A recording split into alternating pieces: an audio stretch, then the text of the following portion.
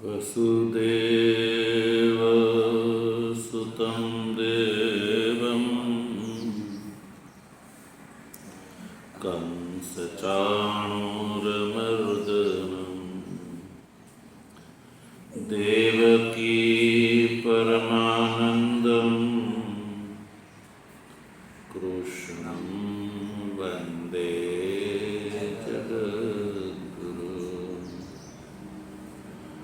मूकं करोति वाचालं पङ्गुं लङ्घयते गिरिं यत्कृपातमहं वन्दे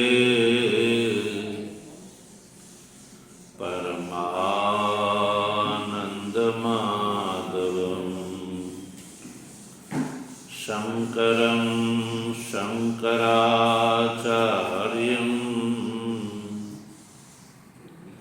केशवं बादरायणं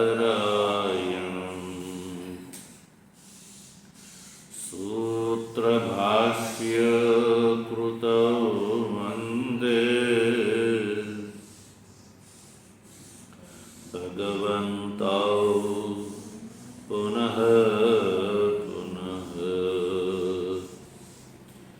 ईश्वरो गुरुरात्मेति मूर्तिभेदविभागिने व्योमवद्व्याप्तदेहाय दक्षिणामूर्तये नमः। ॐ शान्ति शान्ति शांति। तत्व जिज्ञासु सज्जनों, भगवाननी परमानुकंपाथी श्रीमद् भगवद गीताना शांकर भाष्य सहित विचार क्रमમાં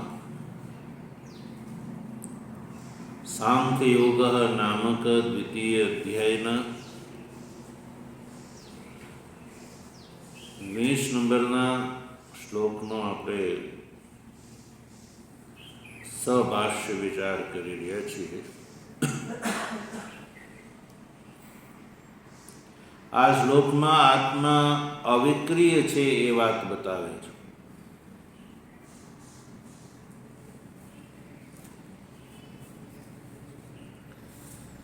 અવિક્રિય એટલા માટે છે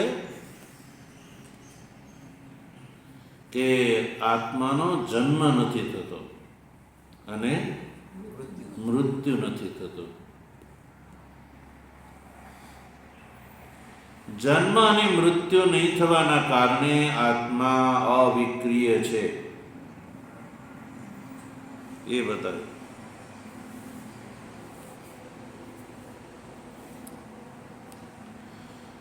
જન્મ નામની પ્રથમ વિક્રિયા, મૃત્યુ નામની અંતિમ વિક્રિયાનો નિષેધ કર્યો। સંસારમાં એવું જોવા મળે છે કે આત્માથી અતિરિક્ત જે અસત પદાર્થ છે એ આ ષડભાવ વિકારથી ગ્રસ્ત છે। જાયતે અસ્તિ વર્ધતે વિપરિણમતે અપક્ષીયતે અને વિનશ્યતિ। તો આ મહર્ષિ યાસ્ક પઠિત જે ષડભાવ વિક્રિયા છે એનો પ્રથમ અને અંતિમ જે ભાવ વિકાર છે એનો નિષેધ કર્યો। જન્મ નિષેધ અને મૃત્યુ નિષેધ।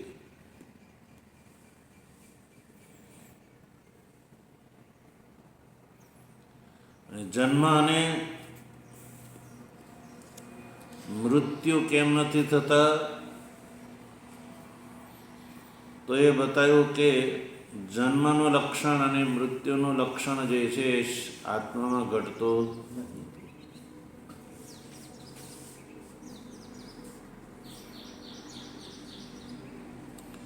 જે ભૂત્વા અભવિતા હોય એને જન્મ કહેવામાં આવે છે.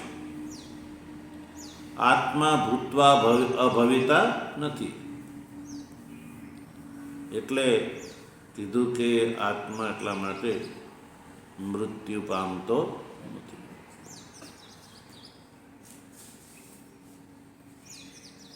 પછી બીજું કે અયમ આત્મા અભૂત્વા ભવિતા, ન હોવાના કારણે દેહની જેમ, એટલે આત્માનો જન્મ નથી થતો. જે અભૂત્વા ભવિતા હોય એને જન્મ થયો એવું કહેવામાં આવે છે. આત્માની અંદર આવું સંભવ નથી, એટલે આત્મા જન્મતો નથી. અને જે કારણે આત્માની અંદર જન્મ નથી આત્માનો, એટલે આત્મા અજ છે. અજ એ સંજ્ઞા છે. અને જે કારણે મૃત્યુ નથી થતું, એટલે આત્મા નિત્ય છે. જન્મ નથી થતો એટલે આત્મા અજ છે. અને મૃત્યુનો અભાવ હોવાના કારણે આત્મા નિત્ય છે. એટલે અજહ અને નિત્ય એ આત્માના બે લક્ષણ જન્મ અને મૃત્યુના અભાવને કારણે છે.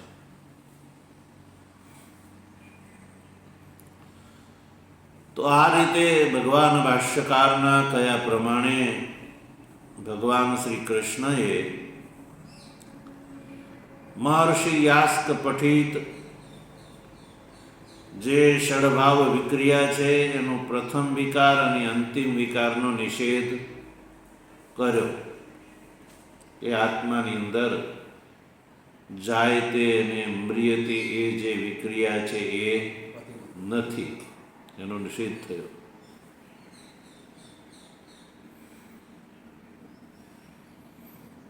તો હવે પ્રશ્ન એવો થયો કે જન્મ અને નાશના નિષેધથી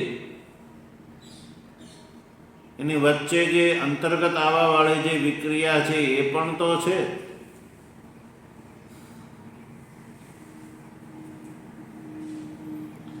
યદ્યપિ એનો નિષેધ સિદ્ધ થઈ ગયો, આદિ અને અંત વિક્રિયાના નિષેધથી વચ્ચે વાળી જે વિક્રિયા છે એનો પણ આત્મામાં નિષેધ થઈ ગયો છે.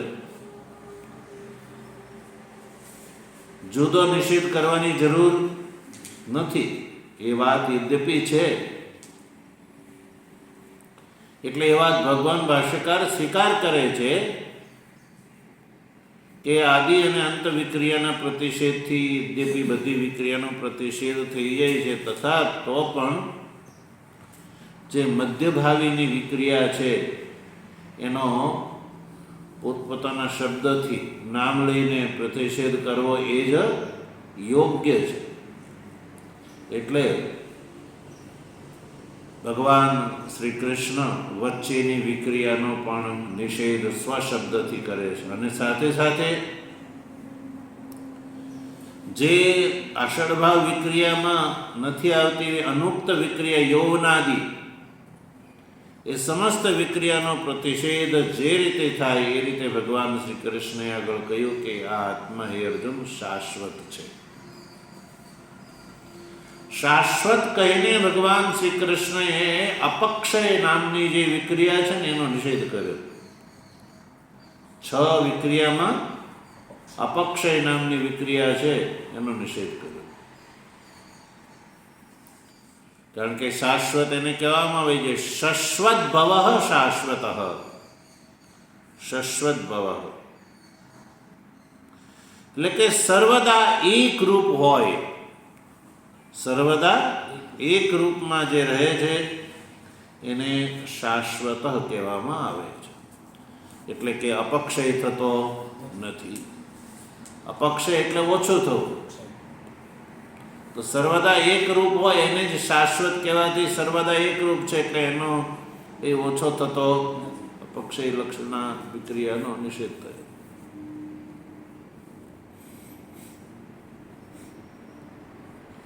અને અપક્ષય 2 પ્રકારથી થાય છે, એક સ્વરૂપથી અને એક ગુણથી. તો બંનેનો નિષેધ સમજવાનો છે.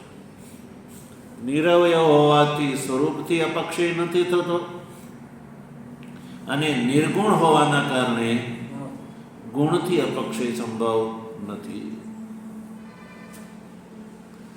હવે અપક્ષય નામની જે વિક્રિયા છે એનાથી વિપરીત જે વૃદ્ધિ લક્ષણા વિક્રિયા છે એનો નિષેધ કરે છે.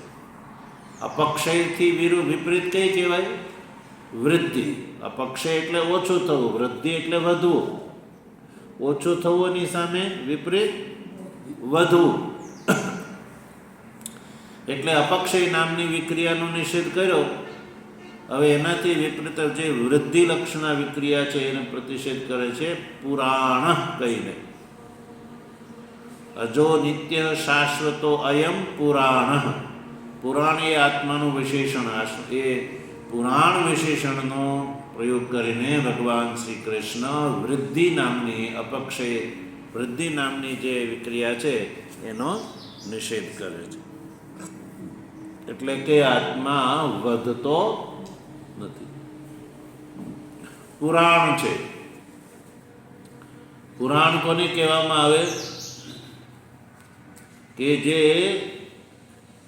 હંમેશા એક સરખો હોય. પુરાણનો અર્થ છે, જો આગળ ભાષ્યકાર શું કરે છે? પુરાણ યો હિ અવયવ આગમેન ઉપચીયતે સવર્ધતે અભિનવ ઇતિ ચ ઉચ્યતે.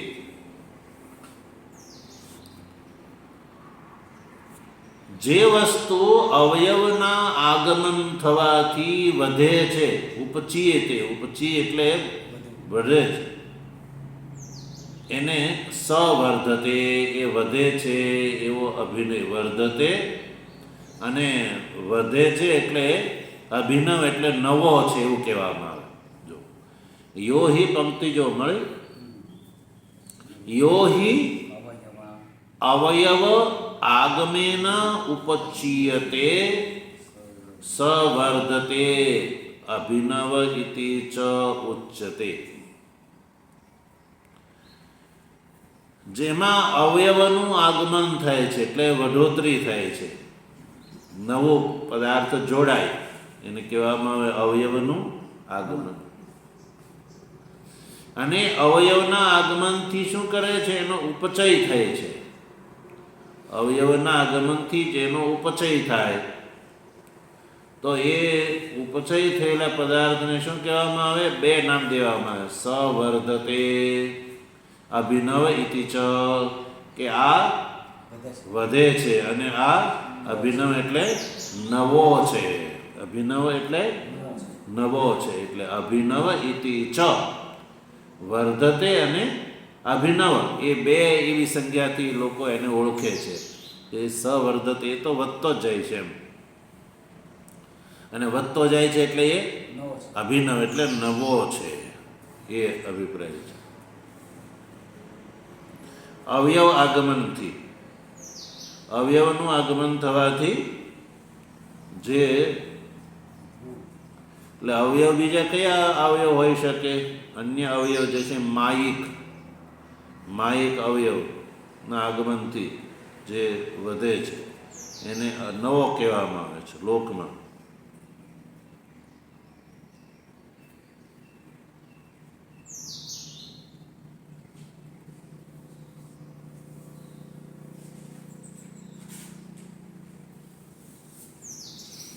જેવી રીતે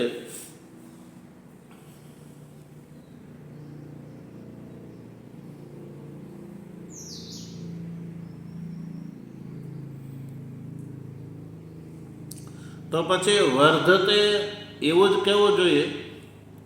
અભિનવ કહેવાની શું જરૂર છે? અભિનવ અને વૃદ્ધિ અને અભિનવ બે અલગ અલગ કેમ કયા?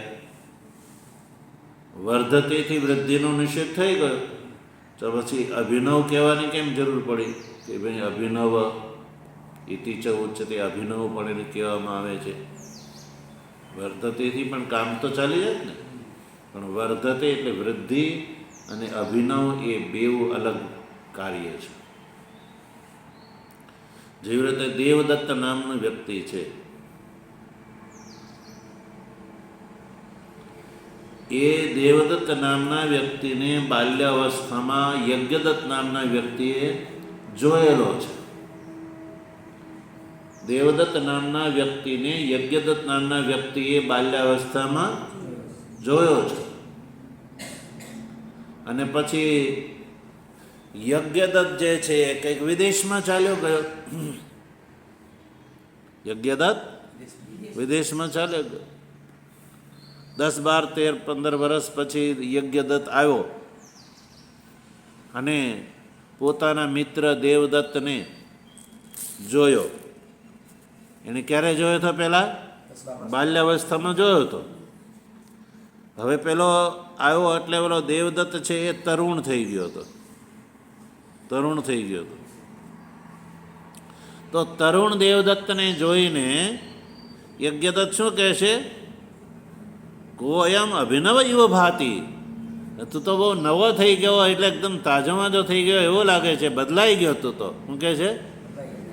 બદલાઈ ગયો એકદમ. તું તો નવો છો, ફ્રેશ. એમ સ્વરૂપ બદલાઈ જાય કોઈ તો અભિનવ એ રીતે. એટલે અભિનવ એક અલગ વસ્તુ છે.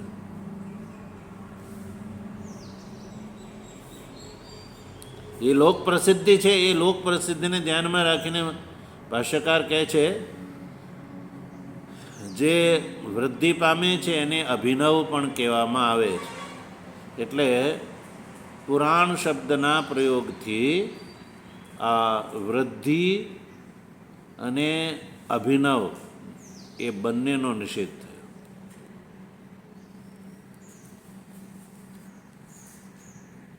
એટલે આત્મા પુરાણ છે, એટલે આત્મા નવો નથી અને વધતો પણ નથી. હવે જો શ્લોકમાં પુરાણ પછી શું શબ્દ આવ્યો? અયમ શબ્દ આવ્યો.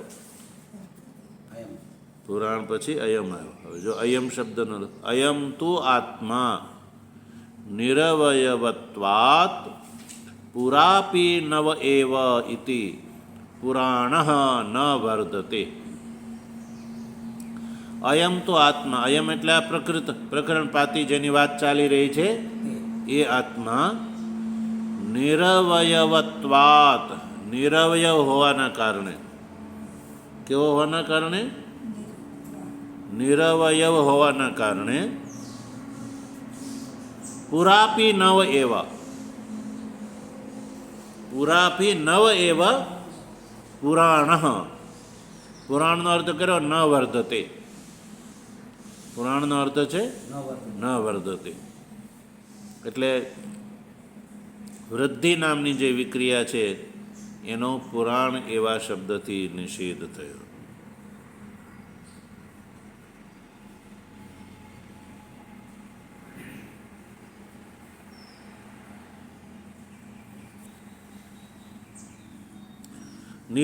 આત્મા નિરવયવ હોવાથી અન્ય જગ્યાએથી અવયવોનું આગમન થતું નથી. લોકમાં તો દેવદત્ત નામની વ્યક્તિ છે જેમ જેમ ખાતો જાય કે બીજું કરે તો અવયવ અન્ય બહારથી અવયવના આગમન થવાથી એની વૃદ્ધિ થઈ જાય. અવયવાંતરનું આગમન આત્મામાં સંભવ જ નથી. એટલે અવયવાંતર આગમન પ્રયુક્ત વૃદ્ધિ આત્મામાં નથી થતી. એટલે અર્થ છે કે પુરાપી નવ એવ. આત્માને માટે શબ્દ પ્રયોગ કર્યો પુરાપી નવ એવ.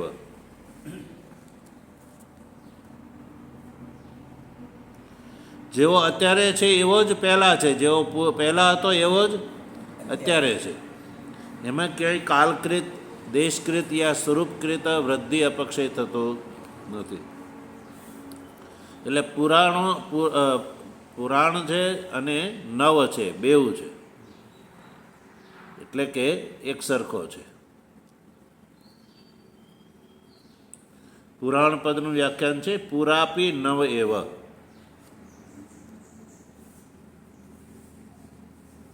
જેવો અત્યારે છે એવો જ પહેલા છે, નવો છે.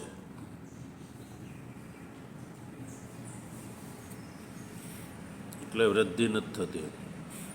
તો સજ્જનો, આ રીતે આ જે શ્લોક છે એના 3 પાદનો ભાષ્ય થઈ ગયું.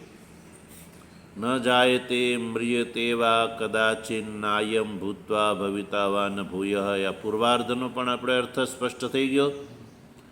ને ઉત્તરાર્ધમાં અજો નિત્ય શાશ્વતોયમ પુરાણો, આ જે શ્લોકનો અંશ છે એ પણ ભાષ્યકારે એનું પણ સ્પષ્ટ કરી દીધો અર્થ. હવે ચોથું પાદ કયું છે? ન હન્યતે હન્યમાને શરીરે, એનું ભાષ્ય કરે છે. ન હન્યતે હન્યમાને શરીરે.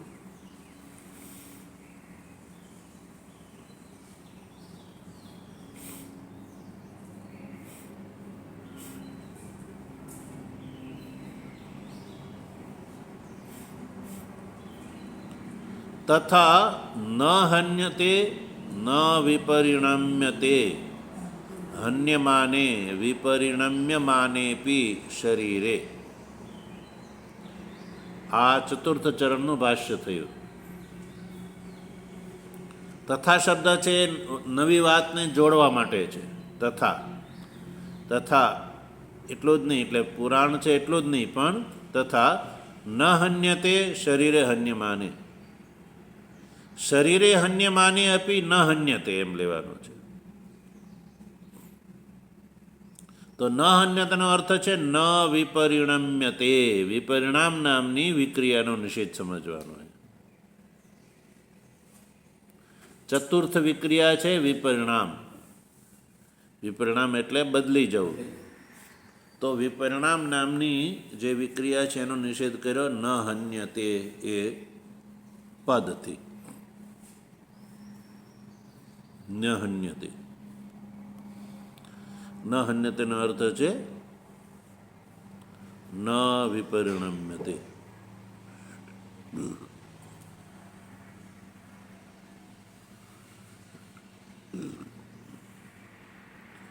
તો ભાષ્યકાર અહીંયા હન્યતે એ જે પદ છે ને એનો અર્થ કરે છે વિપરિણમ્યતે.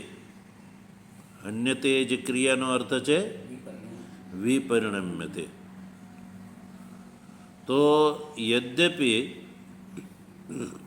હન ધાતુ જે છે કે નહીં એ હિંસાના અર્થમાં પ્રયુક્ત થાય છે. હંતી શબ્દ જે છે એ હિંસાના અર્થમાં પ્રયુક્ત થાય છે કે ભાઈ આ વ્યક્તિને હણ્યો. હણ્યો શબ્દ છે એ આ હન ધાતુથી બને છે. તો પછી ધાતુનો જે અર્થ હોય એ અર્થ કરવો પડે ને. તમે વિપરિણામ શબ્દ, વિપરિણામ એવો અર્થ કેવી રીતે કરી શકો? હન ધાતુ જે છે એ હણવાના અર્થમાં છે ને ભગવાન શ્રી કૃષ્ણે ન હન્યતે એમાં હન્યતેમાં હન ધાતુનો પ્રયોગ કર્યો છે. તો ભાષ્યકાર જે છે એ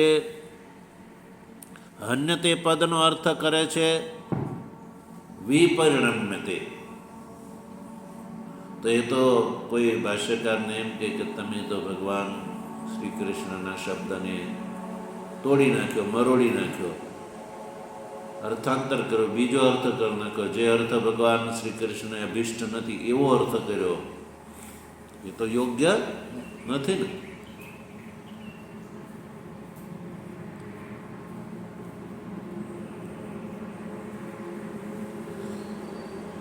તો આગળ એ સ્પષ્ટ કરે છે હંતી અત્ર વિપરિણામાર્થો દ્રષ્ટવ્યો અપુનરક્તતાયે. ભાષ્યકારે ખુદ સ્પષ્ટ કર્યું કે અમે હંતીનો અર્થ વિપરિણામ કેમ કર્યો? હન્યમાને શરીરે ન હન્યતે એવો આખો શબ્દ છે ને, આખી વાક્ય છે. હન્યમાને એટલે વિપરિણમ્ય માને પી શરીરે. શરીરનું વિપરિણામ થાય છે પણ આત્માનું વિપરિણામ થતું નથી. આખી પંક્તિ શું છે? શરીરે હન્યમાને અપી આત્મા ન હન્યતે. એટલે શરીર જે છે એનું વિપરિણામ થઈ જાય છે, બદલી જાય છે, પણ આત્મા જે છે એનું વિપરિણામ થતું નથી, એટલે એ બદલતો નથી. તો હંતી ધાતુનો અર્થ વિપરિણામ કેમ કર્યો? તો કહ્યું કે જો હંતી ધાતુનો અર્થ જેવો છે એવો જ આપણે કરીએ, હનનના અર્થમાં જ હંતી ધાતુનો પ્રયોગ કરવામાં આવે તો પુનરુક્તિ દોષ આવે છે. શ્લોકમાં પુનરુક્તિ દોષ આવે છે. એટલે પુનરુક્તિ દોષની વ્યાવૃત્તિ માટે થઈને અહીંયા હંતી ધાતુનો અર્થ વિપરિણામ કર્યો છે. અને ધાતુના અનેક અર્થ હોય છે, ધાતુના અનેક અર્થ હોય છે. એટલે લોકમાં જે ધાતુ માટે વિશેષ પ્રસિદ્ધિ હોય એ પ્રસિદ્ધિને આપણે જાણીને એમ કહીએ કે આ ધાતુનો આ જ અર્થ છે, તો એવું નથી હોતું. અપ્રસિદ્ધ અર્થ હોય એટલે એવું નથી કે ધાતુનો અર્થ બીજો કર્યો. હંતી ધાતુનો અર્થ વિપરિણામ અર્થમાં પણ એનો પ્રયોગ થાય છે.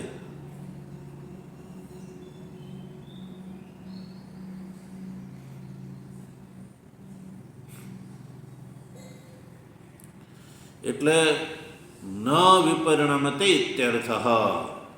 શરીરે હન્યમાને આત્મા ન હન્યતે. શરીરનું હનન થઈ જવા છતાં શરીરે હન્યમાનને ત્યાંય અર્થ વિપરિણામ જ છે.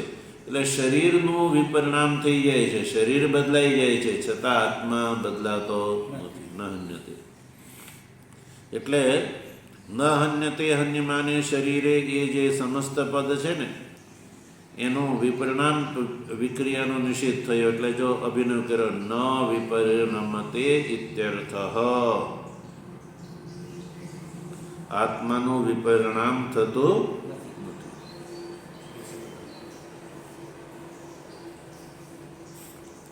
કારણ કે હન્યતે જે છે ને એ શબ્દ લેવામાં આવે કે આત્મા હણાતો નથી, તો મૃત્યુની સાથે પુનરુક્તિ દોષ આવે છે. હન્યતે મ્રિયતે એ બેવો એક અર્થમાં પ્રયોગ થાય છે ને. હન્યતે ને મ્રિયતે, તો મ્રિયતે એની સાથે હન્યતેનો પુનરુક્તિ દોષ આવે છે. હન્યતે એટલે હણાતો નથી, હણાતો નથી એટલે મરતો નથી. બે એક અર્થમાં પ્રયોગ થાય કે નહીં.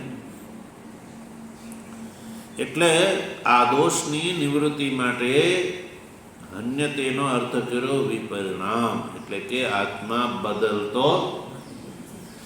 કારણ કે મૃત્યુનો એક વાર નિષેધ થઈ ગયો, પછી અહીં હન્યતેનો હણાતો નથી એ જ અર્થ કહેવામાં આવે તો મરાતો નથી અથવા હણાતો નથી, તો એક જ અર્થ થયા ને. એકની એક વાત બીજી વાર કરી કહેવાય, એ પુનરુક્તિ દોષ કહેવાય.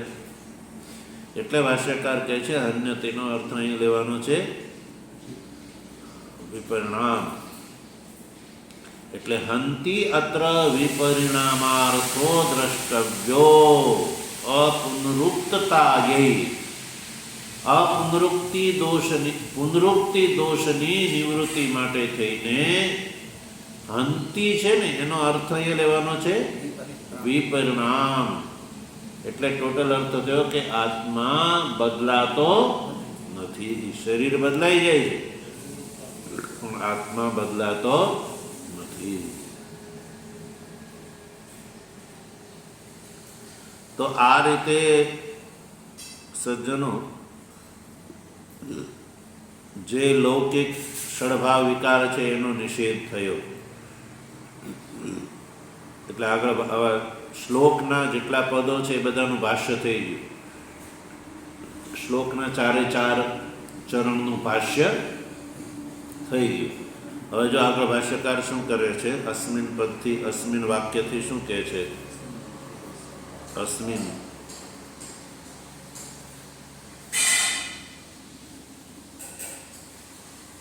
સંપૂર્ણ શ્લોકને સંકલિત કરીને કહે છે અસ્મિન મંત્રે ષડભાવ વિકારાઃ લૌકિક વસ્તુ વિક્રિયાઃ આત્મનિ પ્રતિષિધ્યન્તે. અસ્મિન મંત્રે એટલે કે આ મંત્રમાં, વિષ્ણુ એટલે કે બીજો મંત્ર, આ બીજો મંત્ર છે. બે મંત્ર સાક્ષીભૂતથી ઉપસ્થિત કર્યા ને, એટલે કે આ મંત્રમાં ષડભાવ વિકારાહ લૌકિક વસ્તુ વિક્રિયા,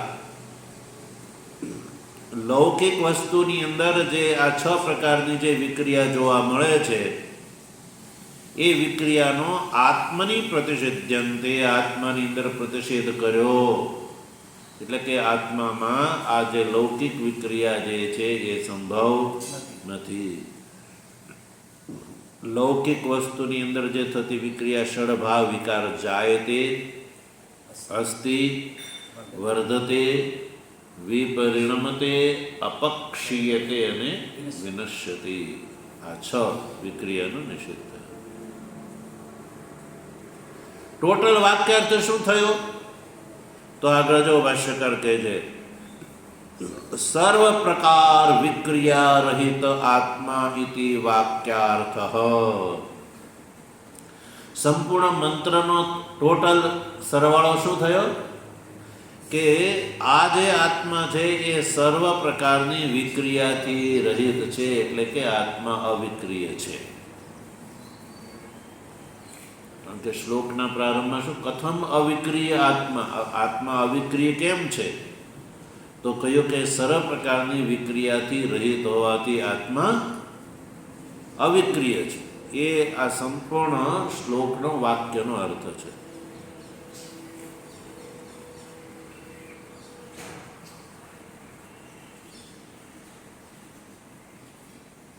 તો સારું, ચાલો, આત્માને તમે સર્વ વિક્રિયાથી રહિત બતાવો, તો પ્રસંગની સાથે આ વાતનો શું મેળ છે?